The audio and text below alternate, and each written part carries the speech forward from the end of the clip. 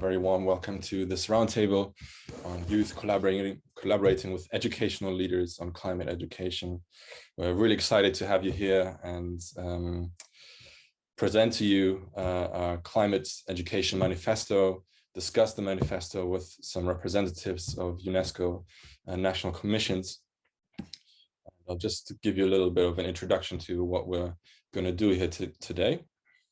Just to give you a bit of background, so this roundtable is organized as part of the World Higher Education Conference, but it's also supported by the UN Environment Program and co-organized by Students Organizing for Sustainability International, represented by myself. And we have a few folks from the Fridays for Future climate education movement and from the Lobby for Climate Change the Chamber from the US. So today we really want to strengthen collaborations among youth and higher education leaders and key decision makers to embed climate education in higher education institutions. And how we're going to do that, we really want to just have more of a conversation based on some of the asks that we have developed among collaboration of many youth and other organizations, to really look at what do you ask for in terms of how should climate education be embedded in higher ed, and what's needed to embed climate education in the formal and informal curricula of higher ed. Who are the decision makers and how can we actually approach them so that they can exert their influence and take on board the demands of youth. So we also have some commissioners from, I think we have 9 countries. I hope that they're all here with us today.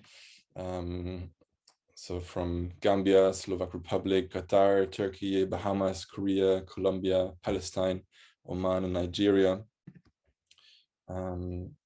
So if you are one of the UNESCO National Commission representatives, it would be great if you could show your video and maybe use the raise hand button on the bottom of the Zoom, where it's you have the reaction icons, and if you just raise your hand, that ensures that your video will be on top of the screen for everybody, so then we can get a sense of who are the commission representatives. So just to give you an overview of what we wanted to do together today is, first of all, we'll just have some brief presentations of 6 asks or demands, you could say, that we have together articulated, and invite some short, very micro reactions really from national commissions, and that we can come back to then in a discussion round after the presentations about those asks, and then also invite some questions by youth participants to national commissions, hear a little bit about what existing success stories are of youth collaborating with policymakers in their country, and then see what can be the next steps to really move forward the climate education agenda in higher ed. So yeah, really looking forward to the session with you all. Just to give you a bit of framing, like why are we talking about climate education, right?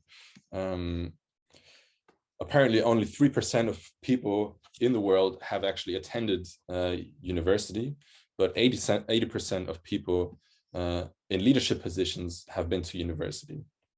It's according to Chuck Hopkins, a UNESCO chair. So this really shows that there's a leadership gap, right? We need the current and future generations to be able to have a higher education background, to really have the skills and competencies and mindsets and values to lead us into a more sustainable and just and regenerative future, no matter in which sector of society. Another telling quote here by David Orr is that education may equip people to become more effective vandals of the earth.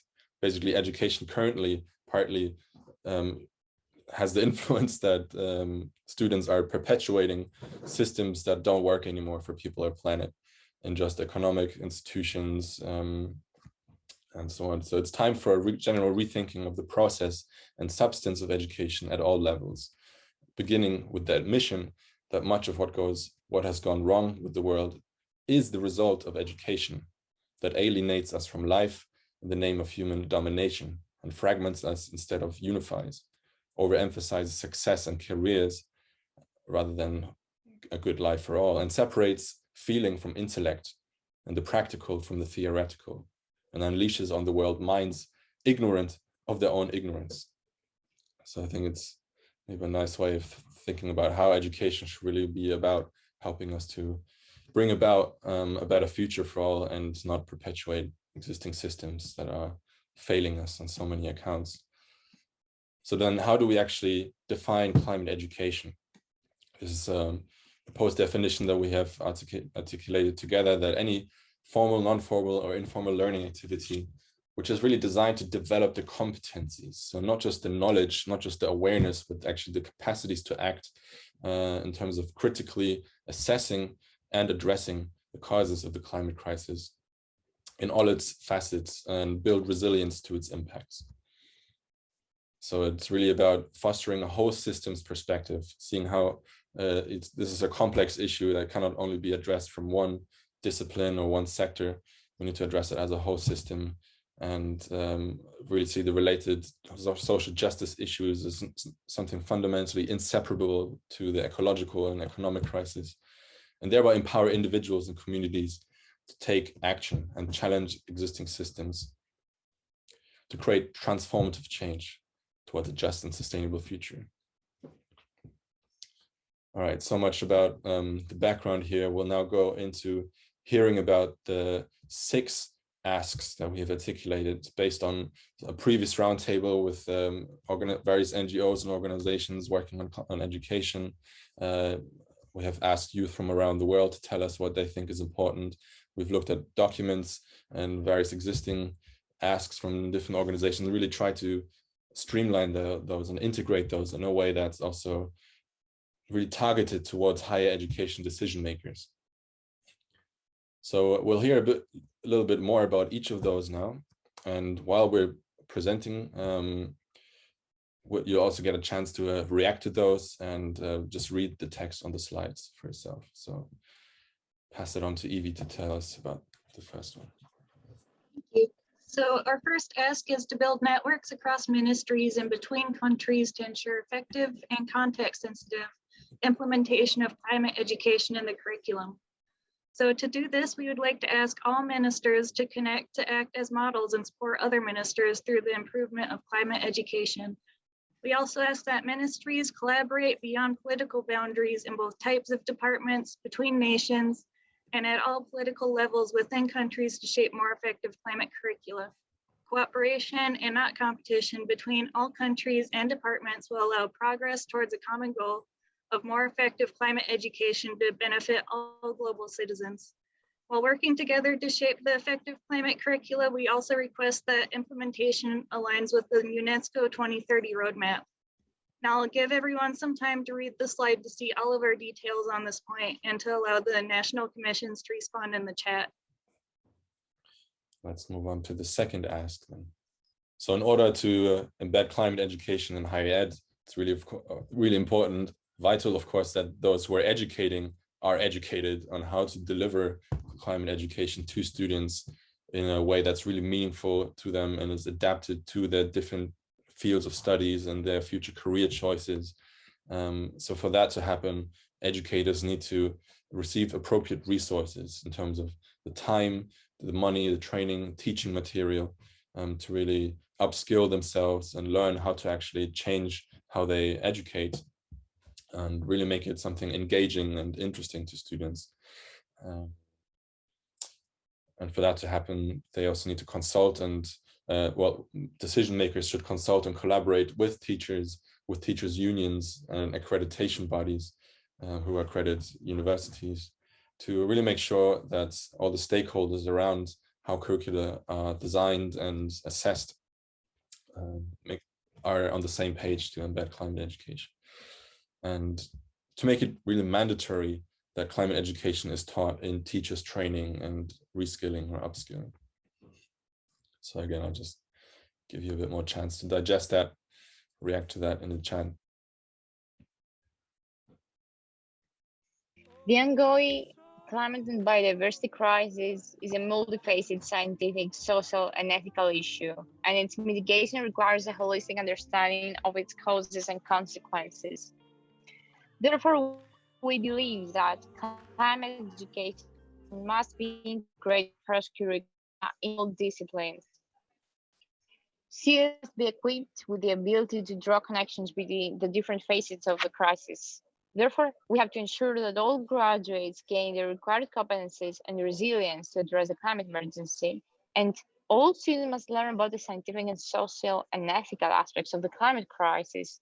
But this is not enough. We have to gain the practical skills to act on solutions. Moreover, the curricula must be up to date with the latest developments in climate science and effective solutions.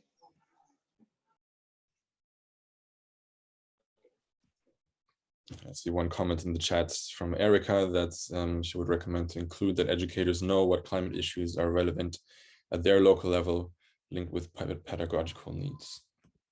Yes, thank you very much, and greetings from Vanuatu. I think the first thing is to echo one of our colleagues already mentioned that to contextualize things on the different, according to different regions in the world where we are affected by different impact of climate change. For example, here in Vanuatu and in the Pacific Islands, we have sea level rise as one of the impact of climate change, and also we have intensified cyclones. And for Vanuatu, for example, rank first in the World Risk Report with many different, not only climate change, but the climate change is becoming more intense in our region. And to ensure that contextualizing educational materials to different contexts will really enhance the understanding. And thanks so much for your reaction. I think we would like to continue now with the presentations, and we'll have a bit more time to discuss the asks after we have finished that.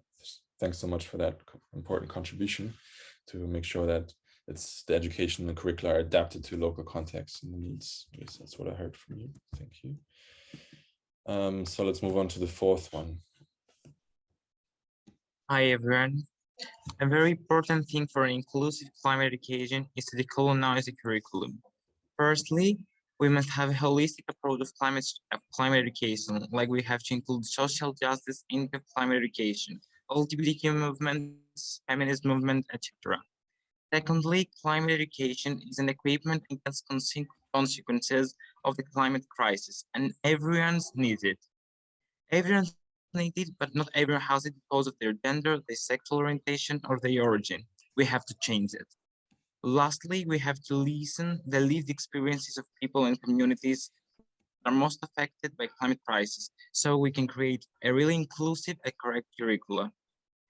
If we want to solve the climate crisis, problem, we need inclusive climate education. And if we need inclusive climate education, we have to fight against patriarchy, colonialism, and racism.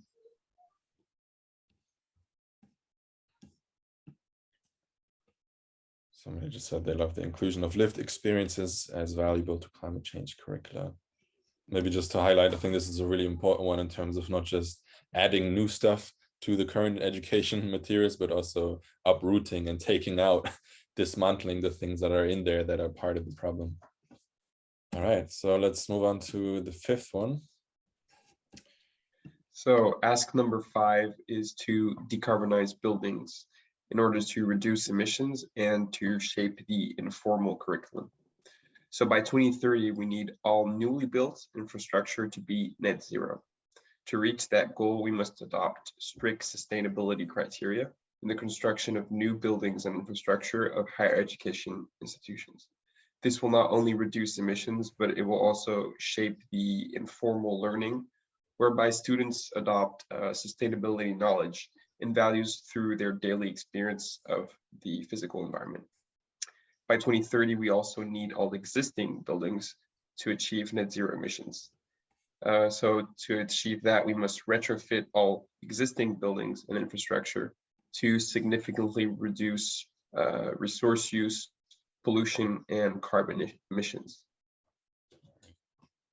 So maybe just to add a comment here, demands are really focused on climate education piece of higher ed. Of course, there's also this whole decarbonization as a whole box in itself, and there's so much to do on just reducing emissions.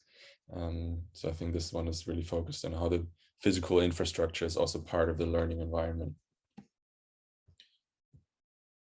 All right, let's move on to the last ask.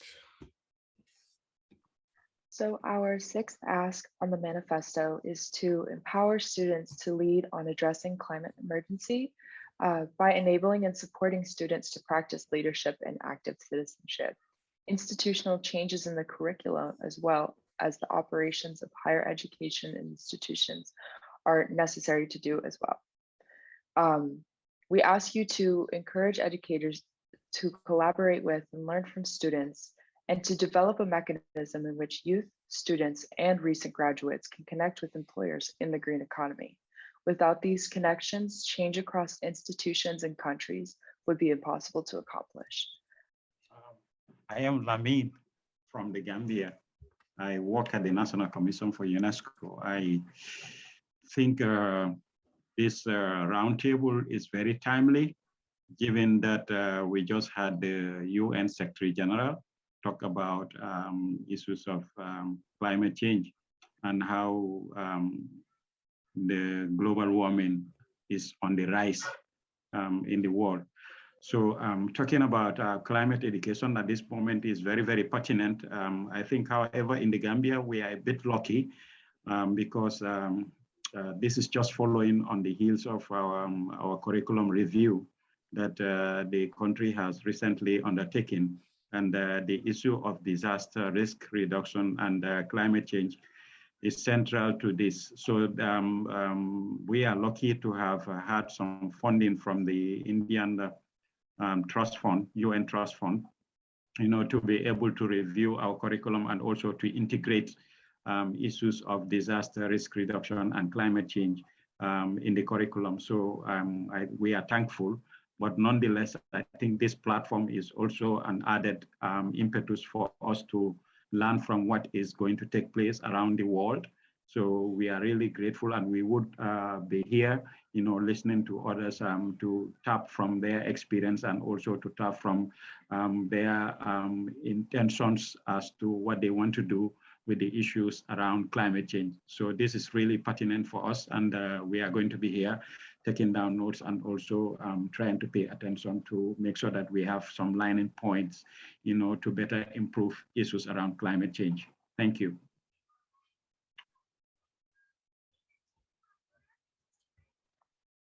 Thank you.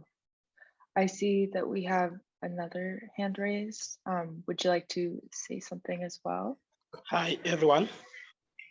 I'm Justin Ajingatani. I'm a founder of Union Farms of Africa. Currently, we work with farmers in Chad, Liberia, Ghana, Rwanda, and Cameroon. And we run a farmers business academy. And when I look at issues of climate change, I think this is one of the sectors that we really need to work a lot on it, because the farms are occupying a greater part of these climate activities. And taking into consideration that in most of the cases, UNESCO ambassadors are never people who are coming from this kind of backgrounds.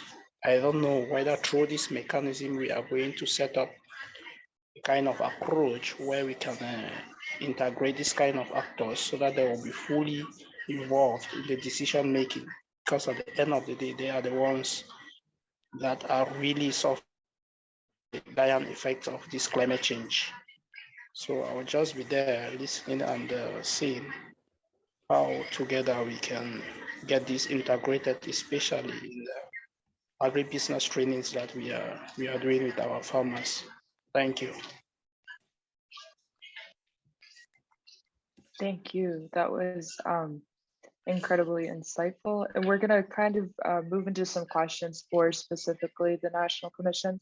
Our first question that we wanted to address was asking who the most important decision makers were who have influence over the curricula in higher education institutions within your own nations. That can be leaders of higher education institution organization, national policymakers, accreditation bodies, etc. We actually have a link for you to fill that out so we can know who, and we'll send this in a follow-up email. But some insight would be great. Yes, Lemon. Yes, from our National Commission from Slovakia. You have a question. Good afternoon, everyone. First of all, thank you very much for organizing this roundtable. Thank you very much, Students Organizing for Sustainability International, Change the Chamber, and Fridays for Future as well. I believe it's very important to gather like this and discuss such pressing issues as climate change education. My name is Sam Babček. I'm the United Nations Youth Delegate of Slovakia, and as well the coordinator of Students Advisory Body to the National Institute of Education of Slovak Republic and to the National Youth Institute of Slovak Republic. And I'm here for the National Commission of the Slovak Republic. In Slovakia, climate education is a priority currently. We're working on a curricular reform, which is being implemented from following year till probably 2030, and climate education will be a major part of it. And we call it environmental education, and we've got a field of experts working on the new curriculum for this climate change. And basically here in Slovakia, the main institution responsible for all the curricula is the National Institute of Education of the Slovak Republic and the Ministry of Education of the Slovak Republic. They're sharing it. What else can I say? I think they're cooperating with not only with the experts on the topic of climate education, but also with other stakeholders, such as with us students. We've got a new project, first of its kind in the European Union, was launched, and that is the Students Advisory Body to the National Institute of Education, which I'm very happy is working. And so basically now students can themselves have a say on the curriculums here in Slovak Republic, but also the teachers themselves, as one of your points in the presentation was, they weren't left out of the entire curricular reform, and they're also being educated and being taught the new methods how to teach about climate education. They're being given the newest facts and the newest updates on climate education and climate change. So this is profound change from what has been seen in our country before, and we're truly proud of this. So if you've got any questions, please feel free to ask them, and I'll do my best to answer them according to my knowledge. Thank you very much. Yeah, thank you so much. Mostly, like, since you are a youth representative that is working, my one of my questions is like, how do you recommend to approach with and work with these decision makers? Thank you for your question, Ali. For me, I personally tried communicating with the ministry and with directly governed organizations falling under the Ministry of Education first. And it has been very challenging. I have had like multiple meetings which were unsuccessful, but what I think is the truly most important thing is to be persistent and is to try to, I would say, bombard them from various sides. So basically to let them know that there is this true willingness from the sides of students, from side of different non-governmental organizations focused on education and climate changes. So I think creating this pressure is a very important thing, but at the same time, willingness to debate and understanding of the institutions, because the institutions themselves, they are very hard to understand at some points, and they're very complex. So it's hard to persuade them about something else, and it's hard for them to implement new stakeholders into the process of climate education. So yeah, my recommendations is being persistent in informing them and letting them know that there is this willingness from students and NGOs in climate education, and then showing them understanding that we understand their situation and that we want to sincerely help them. Thank you so much. That's great to hear. And it's amazing that Slovakia has been able to incorporate the youth into their decisions as such. Furthermore, I'll open up these questions for the whole group of national commissions. What is needed for decision makers to commit to the demands that we've presented today, and how can we influence that decision? What are the most important actions and things to consider as we integrate climate education into higher education curricula? I think you've seen some comments in the chat about there needs to be a focus on solutions. We don't want to doom and gloom. And that also we need to talk about morals and values that underlie which are considered to be good solutions and which ones aren't. But I'm wondering what else you have seen. And yeah, I do agree with you in the chat. I love the persistence theme within your work. Oh, do you have another question? So maybe what I would just suggest to take into account with climate education, and the most important thing when teaching climate education at elementary, secondary, and as well high schools is to make sure that the students actually understand the issue. And the best way I think to make them understand the issue is to show it on some local pressing issues. So rather than teaching them facts, which are not so easy to understand and which are distant from the students, it's better to go outside into local communities, into the local environment, and show the students how the climate change is affecting their local community and their environment. So that is something that I would definitely pay attention to with climate education, and that we are also in Slovakia trying to implement. This is something I would say. So feasible examples in local environment. Thank you so much for sharing. Yes, I very much agree. And we've heard a lot of discussion thus far today about not only implementing education in local communities, but how the environment of the local communities impacts that education, which is a super interesting point that's really important to talk about and to bring up. so Change the Chamber Lobby for Climate wrote a toolkit on how to help people become change makers for a more sustainable future. There's a lot in there, from how to implement solutions to how to prevent burnout, to how to be persistent, to how to build effective coalitions. So we're glad to share it. And if you've got ideas about how to make it better, please let us know, and you can use it wherever you want. So you'll see that in the chat in just a little bit. So moving on, another question. How can you involve your country's youth in implementing more effective climate education? So how can the youth be more action oriented? Bounce off of Justin's earlier comment. And as you think about the answers, we're interested not only in the formal curricula in the schools, in higher education, but also there's so many youth that are involved in the informal economy. So how do we get that information out to them? What's the role that government can play? The national commissions, all of us collaborating together. Hello, my name is Ibrahim Inusa, and I'm from Nigeria. I run and founded a youth initiative, Nature Conservation Advocates for Climate Initiative, where we focus in 3 areas to create more awareness around the nature and the climate crisis, among which is climate education, where we try to reach out to higher institution, from higher to lower institution, by means of creating a school club, eco club to them, so that we can disseminate the information of nature and the climate crisis. And we have been doing this, and we have achieved a partnership with the state government here in my state, in Yobe State, and we have gotten a permission to establish this school club at the 6 higher institution in my state. And I want to ask, how can I connect to the maybe national office of the UNESCO or the national government, so that we can get more support?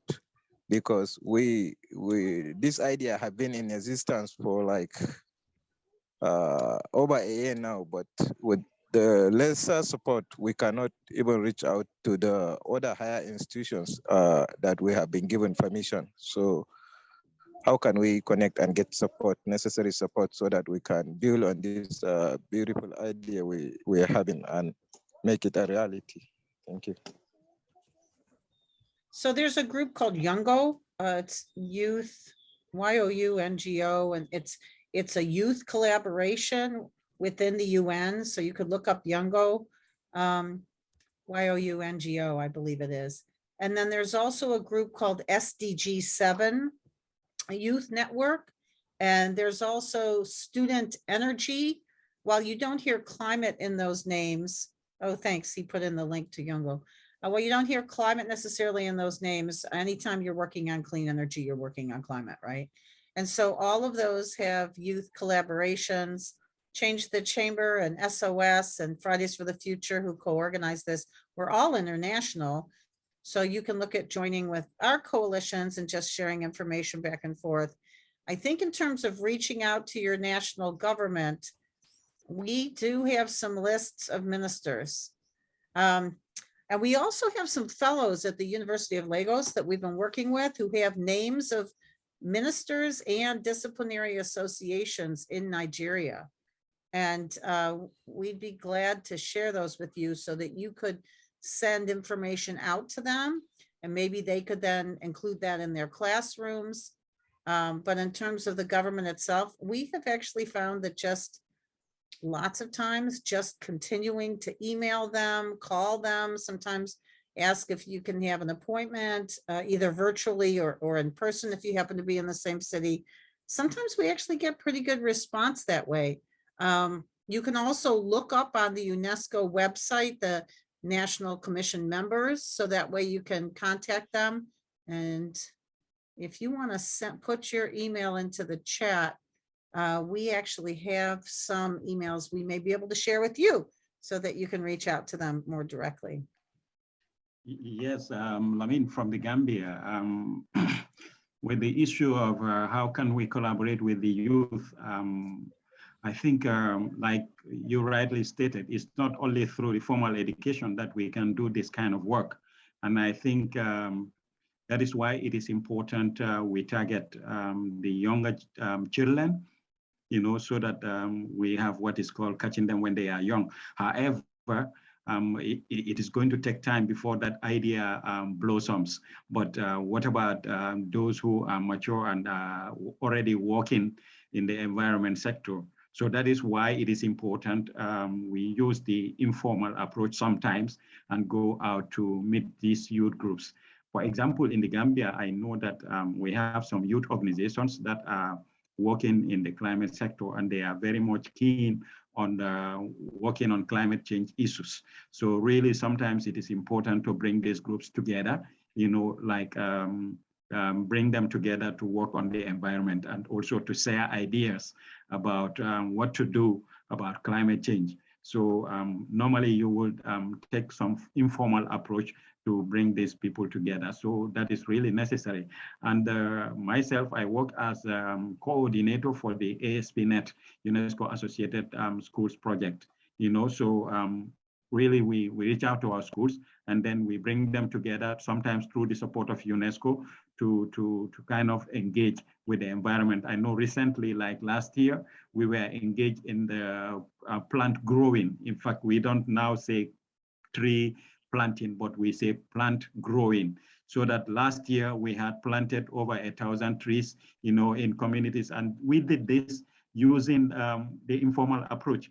We brought the children of the parent of the children, you know, to work with us, so that our idea is not only stopping at the children in the schools, but also their parents who are within the community. So that is really important for people to adopt, because you talk to the children, they will take the message on, but if you engage their parents, I mean, you are killing two birds with one stone. They will reinforce each other's idea about what they have had at such kind of initiatives. So this is really important for us to use. Thank you very much. This is Doi from Zambia. I live in the northern part of Zambia. I'm a lecturer a college lecturer at St. Mary's College in the northern part of Zambia. I happen to be so happy to be included in the community of campaign for climate education, in the sense that with my experience as an educator, I have access to students that I teach, whom I interact with every day, almost on a daily basis, and in the Ministry of Education as the employee, I feel this this idea is a good one, in the sense that as a country in Zambia, there is a Ministry of Green Economy that was just established recently. As before then, it wasn't there, but now the ministry has been established, and I think it's toward the same call for sustainability. And aside that, to answer maybe the question of how we can have the policy implementers be engaged, as well as students, to campaign for student organization for sustainability, it's important to maybe make a structure of who are the targets. Like the manifesto has clearly stated that the target core is higher education. So that is one key area which is clear. So the higher education, who establish their own curriculum. They have the curriculum which is revised every after 10 years, and it's going to help us to see to it that the climate education to higher education is implemented and included in the curriculum by having public communications, maybe holding meetings severally, having persistent, like using even social media. You communicate through social media, whatever chance that is there, like when there is a meeting within the country, you make a paper presentation and present it to the higher authorities, the decision makers, so that they are aware. On the line of the students, you can make debates, involve others in poetry. They have like inter-college competitions on issues to do with climate, as most of the issues to do with climate are concrete. We are experiencing the wildlife and how it has reduced, how things have been affected. We've seen rivers and how they are drying because of the change in global warming. So those issues are felt by each and every individual. So for pupils, they need to have, or students, they need to have outdoor or experiences, like physical experiences with such areas or regions that have been affected, and they are able to see. And like that, they will develop a feel of being part of the change so that the sustainability is achieved. Thank you. Thank you. Those were some great thoughts and great experiences that you brought to the table. Thank you so much for sharing. I saw that we had another hand raised, maybe not anymore. If anyone else has any questions they'd like to post in the chat, either to us or to the national commissions, please feel free to do so. Mostly, where do you, as other student actors on climate action, where do you get stuck within your actions on this topic? And how can we move past those obstacles and those difficulties? I can share my experience. When we first started the project in Greece and sent an official letter with our demands in the Greek Institution for Educational Policy, we received a do not reply email 2 weeks before COP26 that said that climate education in Greece exists and is more than enough. And we were pretty disappointed because 2 years ago that I was in high school, I don't remember any single mention in climate at all. But recently, after a lot of meetings and pressure, we received another email that said they want us to come up with a plan about how Greece could integrate climate education in schools, particularly and universities on a second stage. And so we don't have a success story yet, but I think after a lot of obstacles, a lot of politicians don't take us seriously, don't even want to hear us. When you have people with your side, when you have students with your side, and academia, the faculty, you can really put pressure on the policy making. So yes, I'm optimistic about climate education in Greece, but things were pretty difficult until we get somewhere. And I think, in my opinion, at least, the collaboration in and of itself, while you've not made the changes yet, that's a success story because you've been shot down so many times. So congratulations, that's a really big movement forward.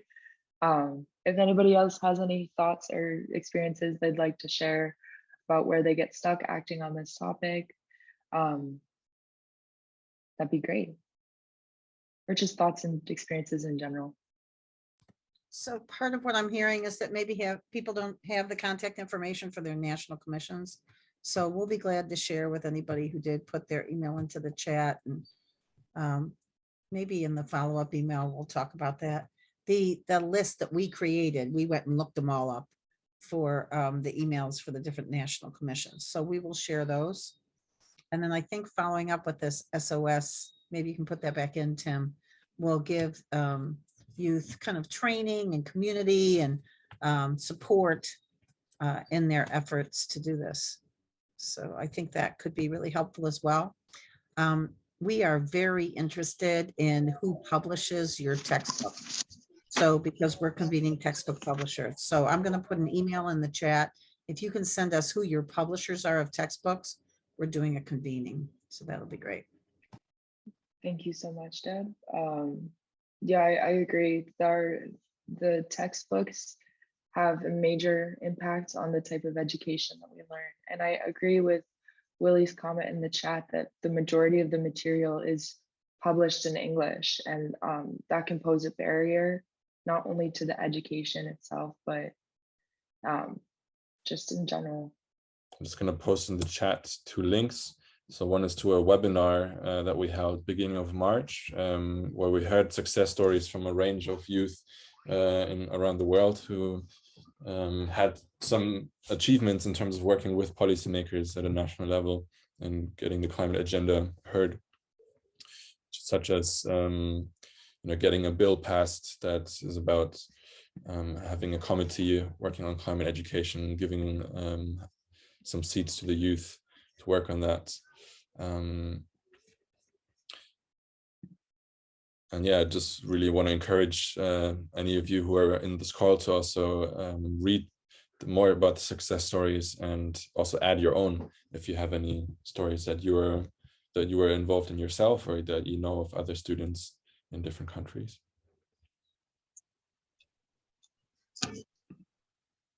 Hello. Yes, I'm happy to be here again. Once more, I'm called Prince Justin. I'm the founder of Union Farms of Africa.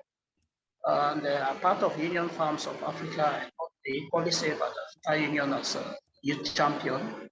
And basically what we want to do is see how we can completely change the system of education when it comes to agriculture. And by that, we are so much implicated in this issue of climate change because if you look at most of the countries in which we are working in, you'll find out that the government has over just like 25% when it comes to decision making in agriculture. So the lay farmers are left on decide on which kind of farm systems to use, which kind of scenarios to apply and stuff like this. And so Union Farms of Africa is thinking that this has to continue. It's really going to be so catastrophic for the environment. So we are thinking that with this kind of networks, at least we are able to build a synergy so that I strongly have this impression that climate education is coming from the grassroots. It's going to have a lot of bearing because if you look at most of the countries that are affected with the issue of unemployment, sometimes even the decisions that comes from the government, it's difficult for the layman down there to accept it because he feels they are just there in quote to make big press conferences and the papers are done somewhere. Nothing is going into consideration. Okay, thanks, Prince. We would like to open the breakout rooms now, so you can also share a little bit more during the breakouts. Okay, welcome back, everybody. I hope that some of you at least were able to share a bit and connect with others. I would love to just hear from some of you, what next actions are you inspired to take based on the discussions we've had so far? So please just unmute yourself and share some of the next actions.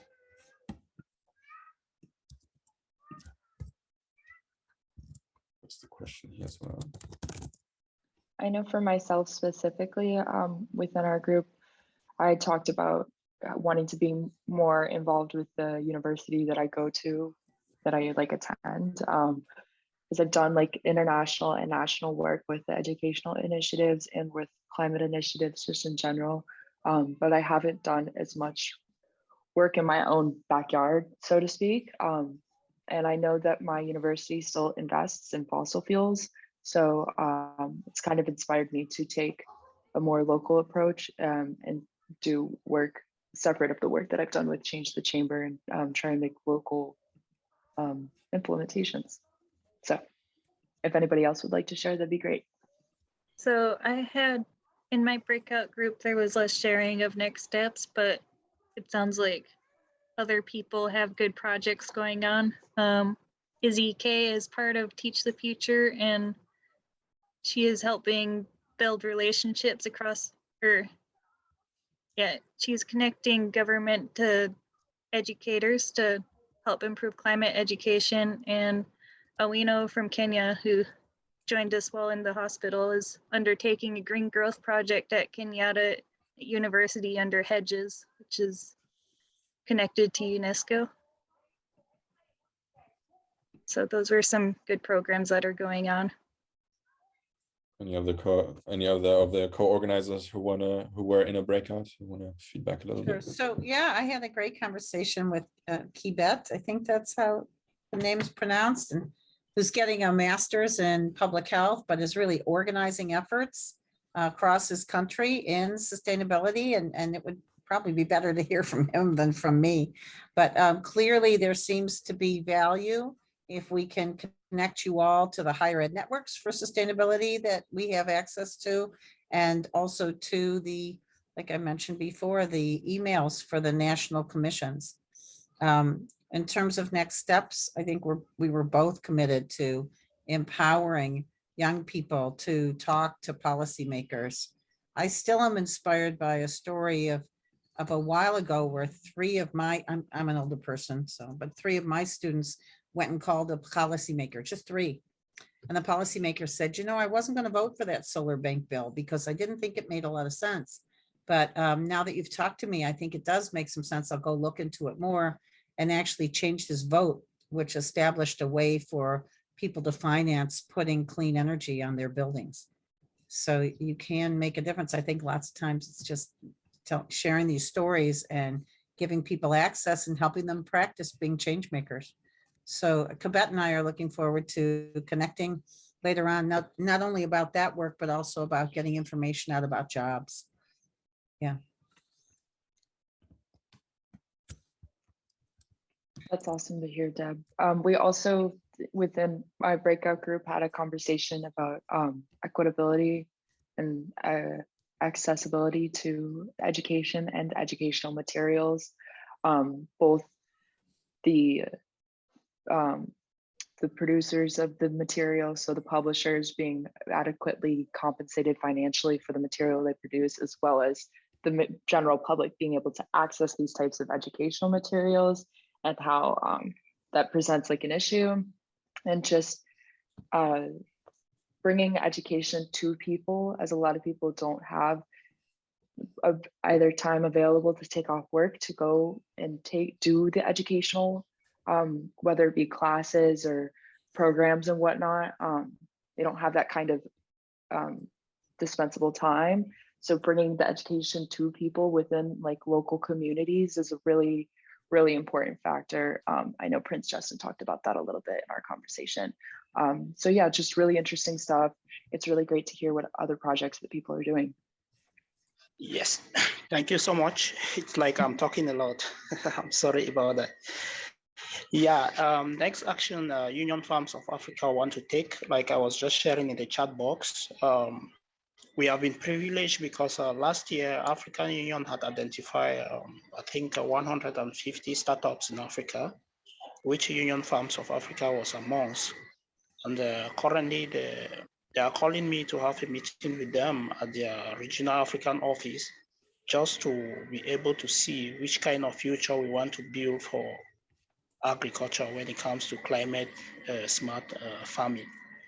So I think the next actions, it's a call for those who will be interested to join our advisory. Please do share with us maybe your CV and a little bit more about you. I left my email so that together we can take it off from there. Thank you so much. Thank you. And we actually appreciate your participation. So you're not talking too much, don't ever worry about that. But thank you for posting your email and extending this opportunity to all of us in the chat. I'll reach out to you and email you about that. So thank you. Any other thoughts? Closing thoughts? Yeah, if you could remember to look up who your publishers are of your textbooks and send them to, I'll put the link in the chat, because we have been given money from a federal agency to hold an international convening of textbook publishers. We want to include your textbook publishers, and we'll be talking to them about getting this kind of information into their textbooks. And then I think maybe in a future meeting, we could also talk about what are the free online courses that are available to people, so that we could bring it to them, because there are some of those. So I'm putting that in the chat right now, where you can email the textbook publishers to. Just look inside the book, it'll say who they are. All right, so just as we're closing, I just wanted to highlight a few suggested actions that especially youth can take.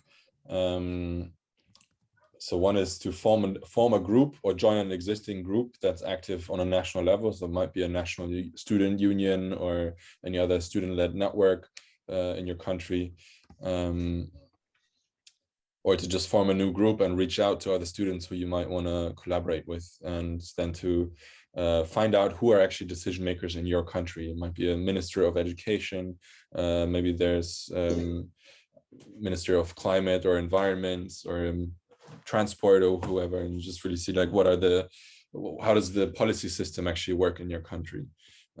What is the influence of national level policymakers on higher education?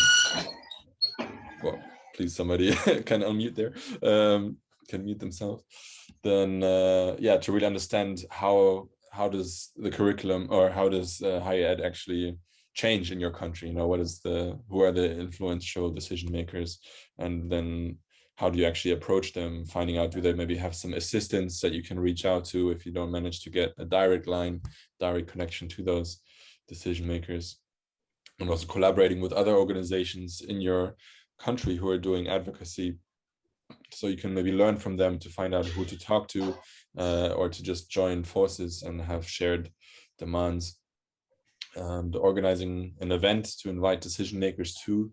Some students have organized like a national level conference on sustainability in education, and then having like such a big event can also be can help to convince decision makers to actually join and be part of a panel discussion, for instance. I just also wanted to highlight that we're inviting you to sign the manifesto. So all the asks that we've been presenting today, so that will help to really build also the support behind those calls. So you can sign the manifesto as a student, as an individual student or young person, or as an organization representing students or other people working on education. But you can also sign the manifesto as a decision maker or a higher-ed leader, and say that you're committing to actually act on some of those demands. Please also join the Youth for Climate Education community by signing up on the link that I'm going to post in the chat, and join our community platform on Discord. So the invitation here is just to keep the conversations going internationally, but also within different countries, and to support each other in doing this work. So thank you so much, everybody, for all your input, for those who are co-organizing the session with us, to the national commissions for showing up and giving us your valuable input. Yeah, I really hope that some of you will join us in the community and on the Discord platform. Yeah, thank you so much. Any other closing words from the co-organizers, the participants? Everybody feel free to unmute yourself and share any closing words. Also feel free to stay on the Zoom. We'll keep the room open for those of you who want to just hang out and network a little further, share any more thoughts. So yeah, thank you, everybody.